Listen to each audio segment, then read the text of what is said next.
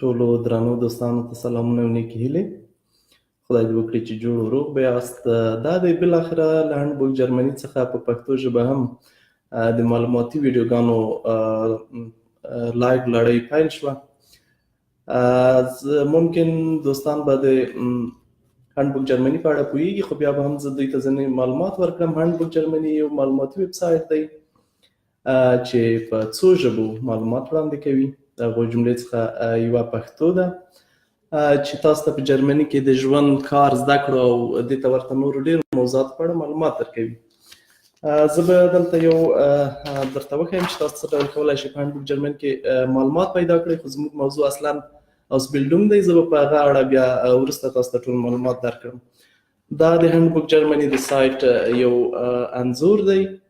تاسو کولی شئ په دغه ځای کې دا درې خطونه چې دي دلته کلیک وکړئ او بیا د هرې موضوع کټګوري راځي، بیا ولاړ شئ هلته نور موضوعات وګورئ چې تاسو ورته اړتیا لرئ، معلومات پیدا کړئ. ټول معلومات چې دلته فیسبوک کې خپرېږي زموږ په ویب سایټ کې شته. او یا هم دلته لاندې راشئ، دا څلور کټګورۍ تاسو ګورئ چې ژوند دی، زده کړې دي، قوانین او مقررات دي او کار دی. په هر یوه چې کلیک وکړئ بیا نور بېلابېل موضوعات راځي. تاسو کولی شئ چې بیا هغو نه ګټه واخلئ، ویلولئ، دوستانو سره شریک کړئ. هملته معلوماتي ویډیوګانې هم شته او نور اړوند معلومات ټول هملته ځای پر ځای شوي دي. د نن د دې اونۍ دپاره زموږ لومړی موضوع چې موږ ټاکلی ده هغه اوسبیلډونګ یا په جرمني کې حرفوي زده کړې دي، چې ممکن تاسو به خبر وئ اوسبیلډونګ د زده کړو یو ډېر مهم ډول دی، بیا خصوصا په جرمني کې، اگر چې په ټوله نړۍ کې. خو جرمنی په دې برخه کې ډېر پرمختللی دی. دا موډل د دوی ډېر قبول شوی دی، یعنې په نړۍ کې څلورم ځای لري او خلک غواړي د نورو هېوادونو خلک چې دا کاپي کړي، د نه ګټه واخلي. نو تاسو هم کولی شئ چې له دې فرصت څخه ګټه واخلئ، په جرمني کې حرفوي زده کړې ترسره کړئ، تر څو په راتلونکي کې ښې دندې ومومئ، کار ومومئ او آینده مو خوندي شي. حرفوي زده کړې عموما په جرمني کې په دوه ډوله دي، چې ورته شولیشه اوسبیلډونګ وایي او بل بیغوفلیشه یا دوله اوسبیلډونګ. شولیشه اوسبیلډونګ چې دی هغه یوازې په ښوونځیو کې ترسره کیږي، ورسره په ځینو ټولنیزو بنسټونو کې لکه په روغتونونو یا دې ته ورته نورو کې عملي کار هم ورسره کیږي. خو ډېره برخه یې درسونه دي چې هغه په بیغوف شوله کې ترسره کیږي. او بل ډول چې دی چې دوله اوسبیلډونګ ورته وایي، هغه چې دی هغه بیا اصلي برخه یې عملي کار دی، چې تاسو ځئ په یو شرکت، یو فابریکه، یو دې ته ورته نور ځایونو کې ځان دپاره کار پیدا کوئ، عملي کار پیدا کوئ، په هغې کې اشتراک کوئ. د هغې تر څنګ بیا کله کله په اونۍ کې یوه دوې ورځې ښوونځیو ته هم ځئ، هلته ځینې تیوریک څه هم زده کوئ درسونه. په جرمني کې د اوسبیلډونګ له 3,500 څخه زیات ډولونه یا څانګې شته چې تاسو کولی شئ د هغو څخه یوه خوښه کړئ. زه بیا وروسته به تاسو ته وښیم چې کوم ویب سایټونه د دې دپاره کتلی شئ. او په یاد مو وي چې هېڅکله به حوصله د لاسه نه ورکوئ. که چیرې تاسو رد شوي هم وئ نو ډېر چانسونه شته تاسو لپاره چې زده کړې وکړئ، د کار اجازه واخلئ او بیا هم د ډېر وخت لپاره نور هم په جرمني کې پاتې شئ. د اوسبیلډونګ موندل هم ډېر مشکل کار نه دی، یوازې لږ زحمت او کار او تلاش غواړي. نو زه به اوس بیا وروسته تاسو ته وښیم چې څه ډول هغه پیدا کېږي. ښه، اوس راځو دې ته چې کوم شرایط ضروري دي، کوم شرایط باید ولرو چې موږ په اوسبیلډونګ کې اشتراک وکړی شو. په اوسبیلډونګ کې د ګډون دپاره د جرمني ژبې زده کړه ضرور ده، خو په ډېرو برخو کې، په ډېرو څانګو کې دې ته هېڅ توجه نه کوي. یعنې تاسو نه ممکن چې سند ونه غواړئ. تاسو ځئ په ویب سایټ کې ګورئ، هغلته اپلای کوئ، خپل اسناد څه شی چې لرئ، مثلا سی وي یا غوښتنلیک، هغه ورته لیږئ. ممکن هغوی د ژبې غوښتنه ونه کړي د سند، خو د تاسو سره په جرمني ژبه انټرویو ترسره کوي چې تاسو باید دومره ژبه زده وي چې هغوی سره په خبرو پوه شئ. او که چیرې مو په خپل هیواد کې زده کړې بشپړې کړې وي، مثلا هلته مو مکتب ویلی وي، نو کولی شئ چې هغه سندونه مو دلته راوړئ او په جرمني کې د هغو معادل سند ترلاسه کړئ یا یې دلته رسمي کړئ. په جرمني کې خوشبختانه د افغانستان د ښوونځیو او هم د پوهنتونونو د اکثرو سندونو معادل ورکول کیږي. په هندبوک جرمني کې په دې اړه بشپړ معلومات موندلای شي. بیا موږ اړتیا وکولای شي موږ ته د برېښنالیک میسج یا ټلیفون د لارې زموږ سره اړیکه ونیسي، موږ نور معلومات هم درکړو.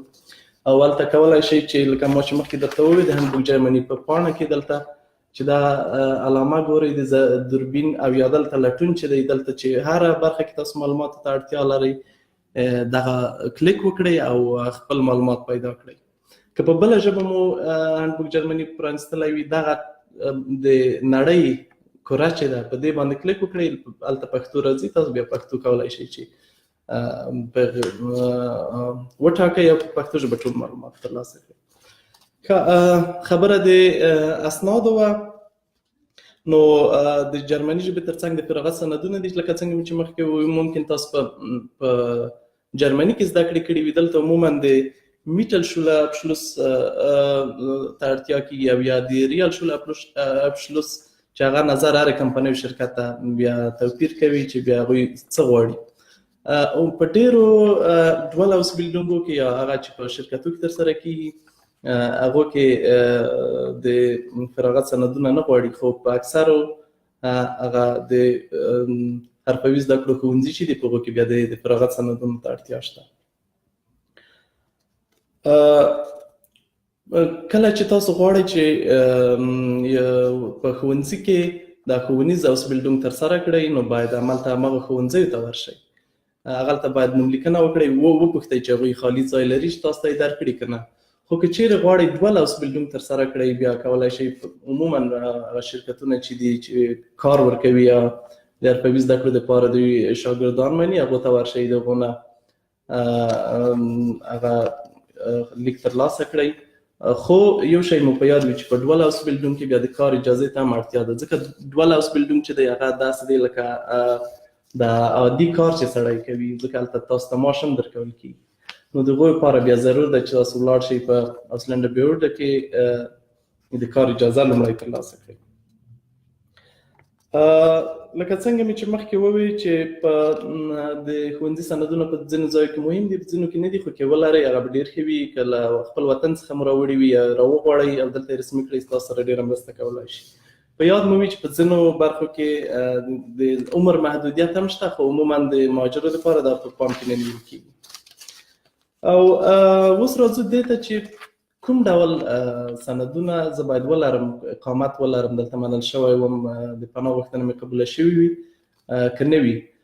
په دې اړه هم ځینې اصول او مقررات شته دي چې که چیرې څوک قبول شوي وي، مثلا د 3 کلن د اوسېدو د استوګنې اجازه ولري، 3 کلنه، نو هغوی کولی شي کار وکړي یا اوسبیلډونګ شروع کړي یا نور زده کړي، هغوی دپاره څه ستونزه نشته.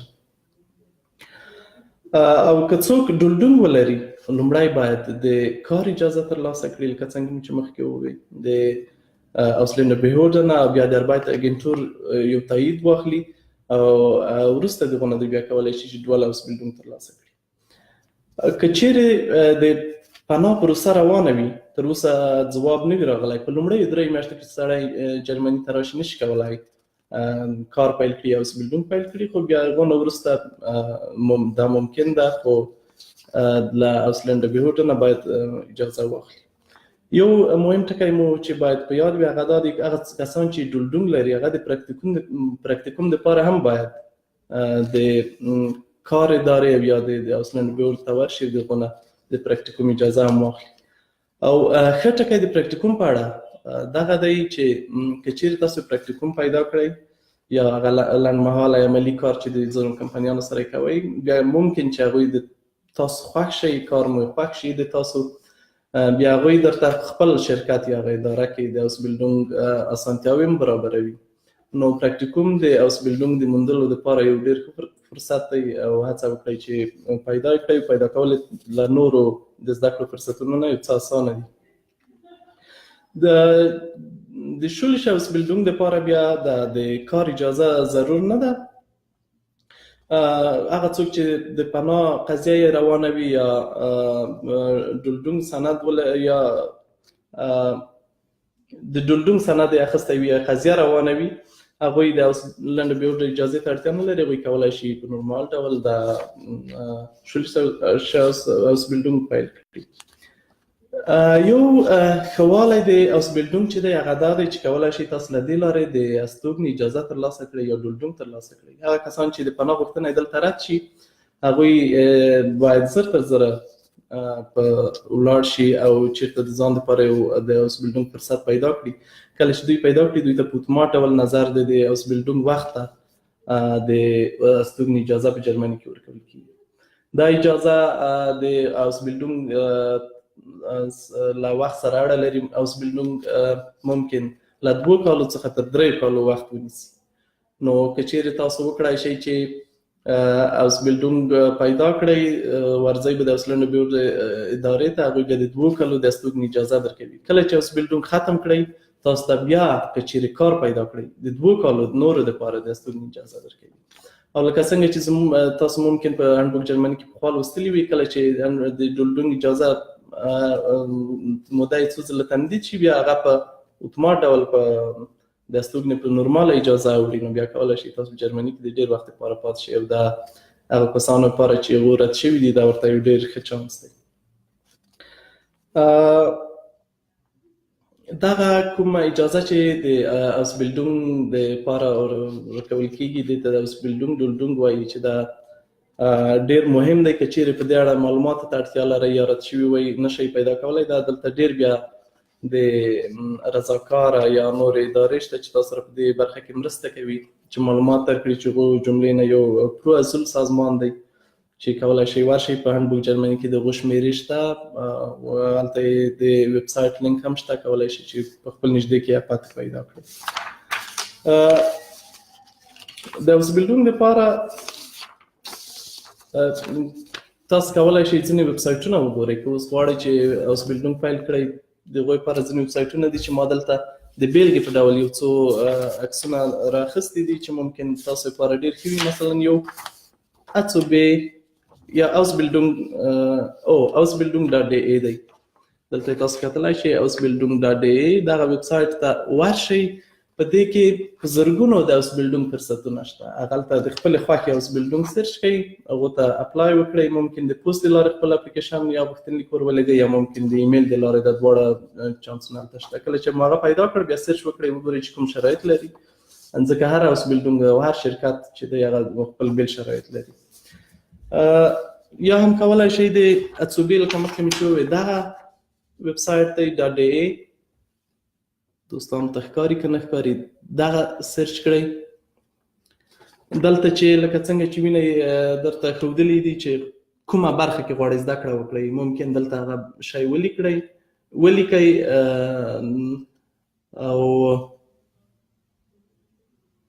کوم ډول یې غواړئ دا ټول شرایط دلته شته. بیا زوښه ووایئ نو هغه تاسو ته په سلګونو په زرګونو اعلانونه راځي بیا ممکن د هغې ډلې نه ولاړ شئ خوښې کړئ. او نور هم هیر مو نشي چې هنډبوک جرمني کې د دې ویب سایټونو نورې بیلګې هم شته.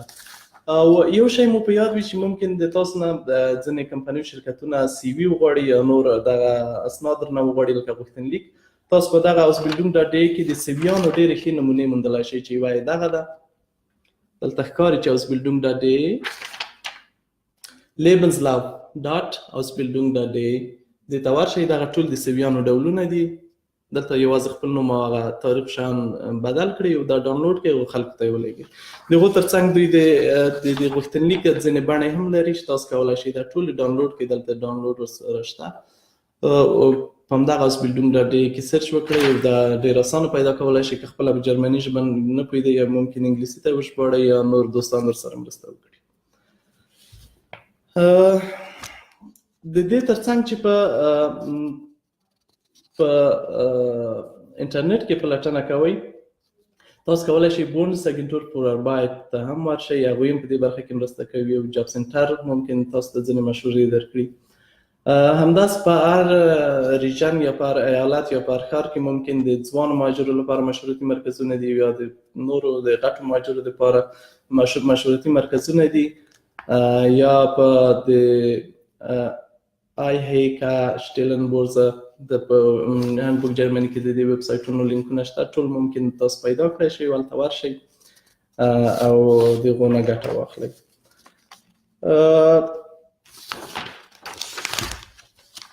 دوستانو ځینې سوالونه هم لیکلي وو، زه به د خپلو خبرو په پای کې بیا د دې هغه پوښتنو ته هم ځوابونه ورکړم.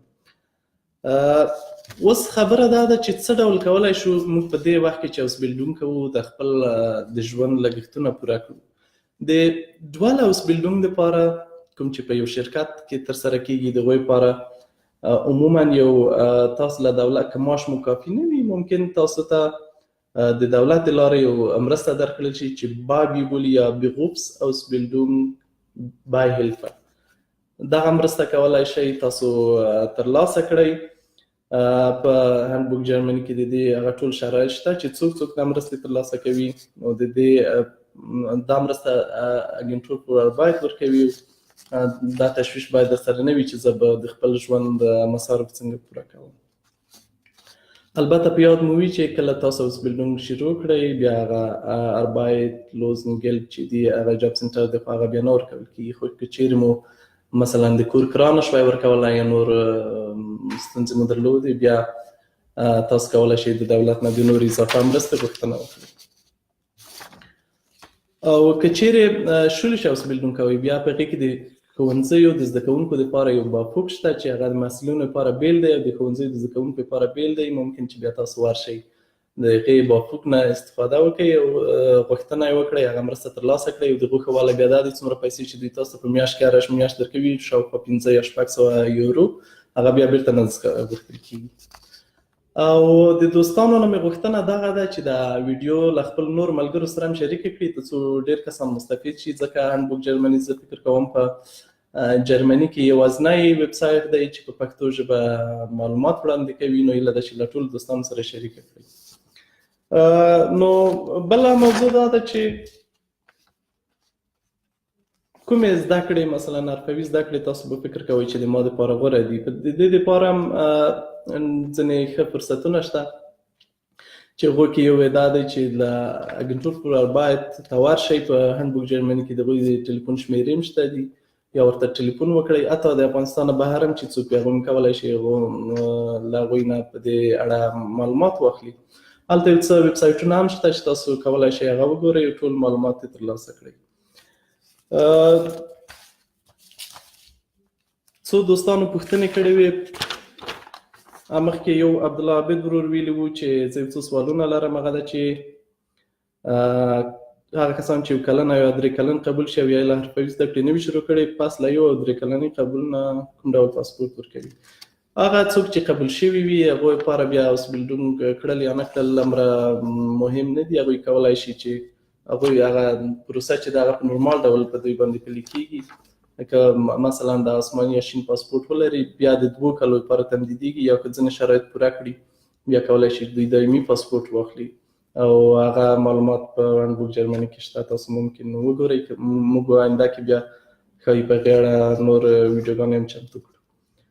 او که 3 کلن اسناد ختم شي بیا به وکیل نیسي که نه. دا د هر هېواد له حالات سره فرق کوي. که چېرې هېواد کې حالات سم شوي وي او دولت ووایي چې تاسو نور باید جرمنی پرېږدئ، بیا ممکن تاسو وکیل نیولو ته اړتیا شي. خو عموما داسې نه کېږي، ځکه څوک چې یو ځل قبول شي بیا هغه د اوسېدو اجازه یې وخت په وخت تمدیدېږي. او پیسې خو زه فکر نه کوم دومره ډېرې وغواړي، ضرورت هم ورته نشته چې ورې کړئ، ځکه اول سر کې د قبلېدو نه مخکې د وکیل مرسته یو څه ضرور وي. سړی نابلده وي، خو کله چې تا 2 3 یا 4 کاله دلته وځي باید ټول کارونه سړی په خپله مخته بوځي. بله خبر چې دا د حرفوي زده کړو په اړه معلومات یې غوښتي دي عبدالله عابد ورور چې څومره په درد خوري. زښته ډېر په درد خوري. هر څوک چې کولی شي باید حرفوي زده کړې، مثلا په بله برخه کې زده کړې نه کوي، حرفوي زده کړې خامخا پیل کړي. دا ډېرې ګټورې دي د قبولۍ لپاره، د ژوند د اسنادو ترلاسه کولو لپاره، د آینده ژوند لپاره، ځکه چې دا یو مسلک دی. په مسلکي ډول تاسو یو تخصص په یوه برخه کې ترلاسه کوئ او دا د تاسو په ژوند او کار او قبولۍ په هر څه زښته مثبت اغېز لري. او ښه والی دا دی چې څوک قبول شوي نه وي هم د دې چانس ورته شته چې دا زده کړې شروع کړي. بل ورور چې دی ارمان خان اچکزی د 2 سوالونه کړي وو. یو یې دا و چې یو بل ملګری مې حرفوي زده کړې کوي تر اوسه نه دی قبول شوی، نو ځکه ورسره یو ډاډ شته. ښه، که د رد ځواب راشي نو د حرفوي زده کړې به څنګه شي؟ هېڅ مشکل نه دی. که د رد ځواب هم راشي دی کولی شي چې حرفوي زده کړې دپاره غوښتنه وکړي، لکه څنګه مې چې مخکې وویم په شولشه Ausbildung هم duale Ausbildung د دواله دپاره به د کار اجازه ترلاسه کوي، ځکه چې هغه کار دی، خو د شولشه دپاره دوی حتی د کار اجازې ته هم اړتیا نه لري. په خپله شاوخوا کې د یو ښوونځی بیخوب شوله پیدا کړي، وارد شي هغې کې د نوملیکنه وکړي. بیخي ډېرې څانګې شته چې په هره یوه کې تاسو سره معلومات وي، هم خوښېږي یا تجربه پخوانی پکې لرئ، هغو کې پیل کړئ. او بله پوښتنه یې دا کړې وه چې د حرفوي زده کړو لپاره د ښوونځي اسناد اړین دي. پوښتنه دا ده چې څو ملګري لرم افغانستان کې ښوونځی لوستی. دلته دوې خبرې دي چې مخکې مې وکړې، چې یو خو دا چې د ټولو Ausbildungو دپاره د ښوونځي اسناد اړین نه دي. ممکن داسې Ausbildung تاسو پیدا کړئ چې هغه شرکت یا ښوونځی یا څوک چې وي هغه تاسو نه هېڅ د اسناد ونه غواړي. او دوهم چې ښه والی دا دی چې افغانستان کې تاسو د ښوونځي اسناد اخیستي وي، دلته په جرمني کې هغه رسمي کېږي او د هغو معادل کوم چې په جرمني کې دی هغه تاسو ته درکول کېږي. په دې اړه هغه مشاورتي مرکزونه مهاجرو چې دپاره چې دي هغو ته ورشئ، یا په ویب سایټ کې د هانبوک جرمني کې پلټنه وکړئ، یا ممکن نور دوستانو نه معلومات واخلئ. دا ډېر اسانه ده، اوس یوازې یو څه لګښتونه لري. حتی هغه کسان چې له جرمني نه بهر اوسي هغوی هم کولی شي چې خپل د اسنادو معادل د جرمني په سویه چې کوم دي هغه ترلاسه کړي، او حتی د بهر نه دوی کولی شي د Ausbildung دپاره دلته غوښتنه وکړي او د په مرسته ویزا ترلاسه کړي. بل ورور پوښتنه کړې وه د شمشاد خان په نوم. هغه خلک چې Ausbildung کوي څومره چانس لري چې قبول شي؟ دا پوښتنې ته مخکې ځواب ووایو. د دوی دپاره ډېر چانس دی کله چې Ausbildung څوک پیل کړي، هغو ته اتومات د Ausbildung د مودې په اندازه د قبولۍ یا د اوسېدو اجازه ورکول کېږي په جرمني کې. قانوني اسناد د دې اوسېدو دپاره 3 کلو دپاره لږ تر لږه ممکن چې دوام وکړي ورکول کېږي، او بیا د هغو نه وروسته دوی 6 میاشتې وخت لري چې ځان دپاره کار پیدا کړي، او بیا چې کار پیدا کړي بیا 2 کلنه اجازه ورکول کېږي، او هغه بیا ممکن چې ډېره تمدید شي. نو دغه معلومات وو. د یوه ورور دلته پوښتنه کړې ده چې عبدالرحمن ورور: سلام برادر عزیز، 2.5 سال میشه در آلمان هستم. دا برادر عبدالرحمن شما میتونید به ایمیل ما ایمیل بفرستید اگر کدام سوال مشخصی دارید، یا میتونین به شماره تلفن ما زنگ بزنید، همینجا در صفحه فیسبوک ما هست، یا میتونین مسیج کنین.